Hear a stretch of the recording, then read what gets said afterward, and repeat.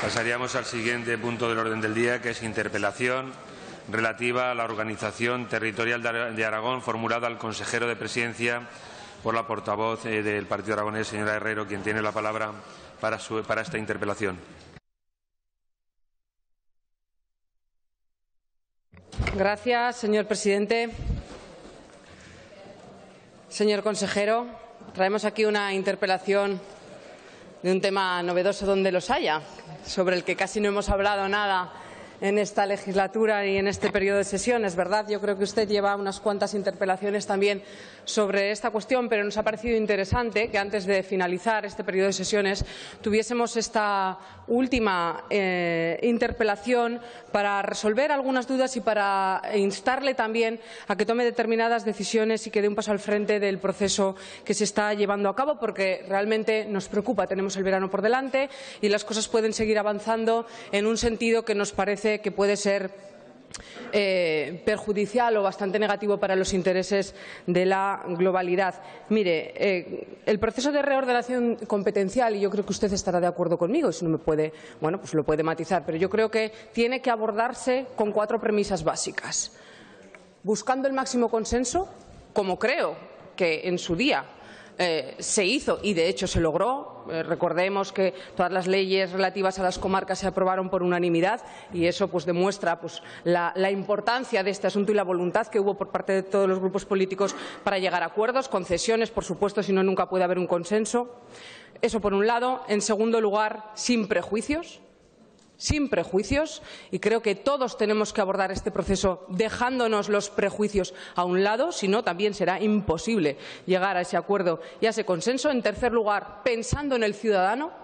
Lo primero tiene que ser pensar en las personas, en los ciudadanos, en quién presta de la mejor manera posible el servicio o esa competencia a las personas y entonces pensar o decidir quién tiene que hacerlo. Y, en cuarto lugar, con el propósito de mejorar el funcionamiento de todas las entidades locales, no de ir contra nadie, sino simplemente de mejorar el funcionamiento de todas las administraciones. Si realmente todos los grupos políticos y el Gobierno parte con esas premisas, con ese punto de partida, con esos 4 aspectos, yo creo que puede funcionar bien.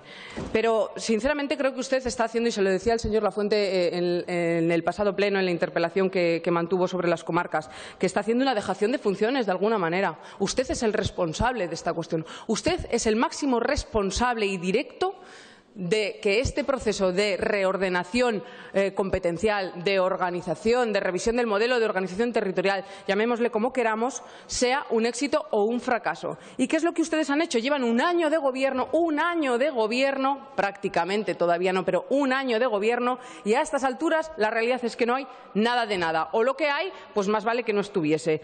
Porque se han dedicado en esta cuestión a marear la perdiz. Eso sí, desde el primer momento el señor presidente entró ya, a saco con las comarcas. Las comarcas, así afirmó, las comarcas son un fracaso. Ya está. Entonces, una vez dicho eso, que hombre, pues igual, como secretario general de su partido no sé lo que puede pensar, pero como presidente del Gobierno de Aragón creo que no es una afirmación nada afortunada y, desde luego, nada certera. ¿Qué es lo que han hecho? Pues bueno, pues vamos a generar un proceso participativo y entonces que sea la FAM la que inicie la elaboración de un documento y, por tanto, llegar a unas conclusiones para reordenar las competencias entre las administraciones locales.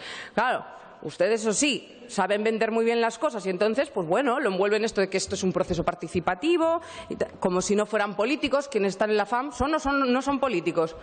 ¿Forman parte de partidos políticos o no forman parte de partidos políticos? Por tanto, quiero decir, participativo, pues hasta cierto punto. Están los partidos políticos representados en las diferentes administraciones locales. Bueno, yo no sé si van a decir una cosa igual o diferente de la que digan sus partidos políticos, pero entiendo que si están en un partido, pues pensarán igual que ese partido, digo yo, si no, no estarían. Casualmente resulta que, claro, en esa comisión encargada de hacer este documento de partida, resulta que ustedes cuentan, son el grupo, el color político mayoritario y tienen 3 miembros, si no me equivoco. Claro, en otros órganos quizás no contarían con esa sobrerepresentación de su partido, pero ahí sí. Bueno, ¿usted ha leído el documento de partida que han elaborado en la FAM? Supongo que sí. Usted es responsable, lo habrá leído. ¿Y qué le parece? Me gustaría saber su opinión, que hoy quiero aprovechar esta interpelación para saber su opinión sobre ese documento. Si usted comparte con nosotros que el proceso de reordenación competencial tiene que hacerse con las 4 premisas que le he dicho, con consenso, sin prejuicios, pensando en el ciudadano y con el propósito de mejorar el funcionamiento de las entidades locales, estará de acuerdo conmigo en rechazar frontalmente como documento base de partida ese documento que se ha elaborado por parte de la FAM sobre el que han empezado y van a seguir trabajando. Rechazo total. Mire, yo me lo he estudiado con detalle, no le voy a entrar en pormenores, pero simplemente les leo a sus señorías un párrafo introductorio para que vean ustedes y juzguen si es un documento sesgado o no, con juicios de valor, con inexactitudes, prejuicios, opiniones políticas y con una visión partidista. Fíjense cómo empieza el documento. La obsesión por instrumentalizar políticamente a algunas entidades locales, cuyo motivo de existencia debiera ser únicamente la prestación de mejores servicios y la canalización de las iniciativas intermunicipales, ha provocado enfrentamientos entre instituciones y, con toda seguridad, alejamiento de los ciudadanos de los responsables de organizar y prestar los servicios, y convertirá a los municipios y a los órganos municipales en cascarones vacíos sin capacidad efectiva para ejercer sus competencias. ¿Hay juicio de valor o no hay juicio de valor? ¿Hay inexactitudes o no hay inexactitudes? ¿Usted no cree que esta es una visión partidista y muy particular de la realidad de las entidades locales y que, desde luego, está muy alejada de poder ser un documento de base en el que todos podamos encontrarnos y en el que podamos conseguir un consenso? Desde luego, bueno, tenemos gran curiosidad por saber lo que a usted le parece.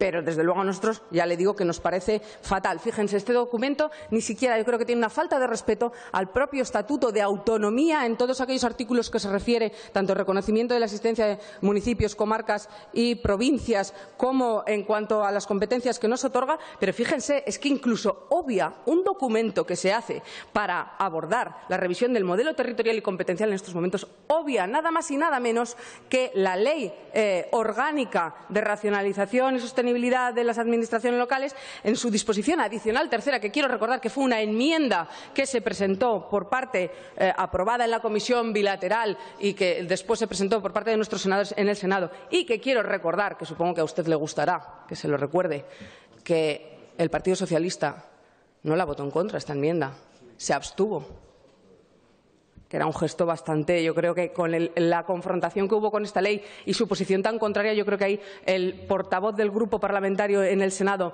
don Marcelino Iglesias, creo que tuvo un papel fundamental para posicionar a su partido en una abstención y, desde luego, en un voto contrario a esta enmienda, porque sabía perfectamente lo que suponía para Aragón. Y esta disposición adicional tercera, en su punto 3, supone nada más y nada menos que blindar a Aragón en muchas cuestiones de lo que plantea esa ley orgánica, que nosotros tampoco compartimos, y gracias a esta disposición adicional aprobamos, porque pensamos que lo que hace es reconocer nuestro modelo propio y reconocer que somos nosotros los aragoneses quienes nos tenemos que organizar. Y la obvia, un documento así se permite el lujo de obviar esa disposición. O sea, bueno, pues yo, desde luego, no quiero cuestionar la capacidad ni para nada de quien ha hecho el documento, pero sí cuestiono que pueda ser un documento de partida y de base para buscar el consenso, porque, desde luego, no lo va a encontrar. El objetivo de ese documento, cuando lo lees pormenorizadamente, es uno clarísimo: cargarse a las comarcas, tal cual, pero no hay otro, porque sí, dicen, las competencias estarán en los municipios y en la comunidad autónoma, y luego lo otro son espacios de intermunicipalidad que no sabe muy bien dónde estarán, en la estratosfera parece ser, pero por eso de que el nombre parece que mejor lo cambian, pues entonces pues hablan de otra cosa. Pero las diputaciones provinciales, en un principio parece que se las van a cargar igual, pero luego no, porque luego dicen que, como, claro, está en la Constitución, que no es verdad, que en la Constitución están las provincias, no las diputaciones provinciales, y, bueno, que la LALA dice no sé qué, bueno, también podrían cambiar la LALA, ¿por qué no cambian la LALA? Vamos a revisar todo. Vamos a revisar. Si yo no digo que sean intocables las comarcas, ni mucho menos, usted lo sabe, yo creo que estará de acuerdo conmigo. Yo creo que por otras intervenciones que le he podido escuchar, supongo, todo es mejorable, pero hagámoslo, revisemos esto buscando el consenso y con el objetivo real de mejorar. Fíjense si son las comarcas necesarias y lógicas en Aragón, que ayer hablábamos del Estatuto de Autonomía del año 36, ese anteproyecto de Estatuto de Autonomía que no llegó a ver la luz por el golpe de Estado. Pues fíjense, en el Estatuto de Autonomía del año 36, el Estatuto de Autonomía de Caspe ya hablaba de las comarcas, ya decía que la agrupación de municipios constituye la comarca. Fíjense ustedes, señorías, señores y señoras diputados, que esto viene de atrás porque se entendía que era la única solución y la única posibilidad de organizar nuestro territorio y a nuestra población. Por cierto, y seguiremos después, pero por cierto, que también ese estatuto hablaba de que Aragón tendría una hacienda propia y, entre otras cosas, esa hacienda propia se haría gestionando los recursos de las diputaciones. Y lo dejo también como una reflexión para ver qué piensa usted sobre esa posibilidad de que el Gobierno de Aragón, con los criterios de estas Cortes, repartiese los fondos que vienen del Estado a todas las entidades locales, incluidas las diputaciones. Gracias. Gracias, señora Herrero.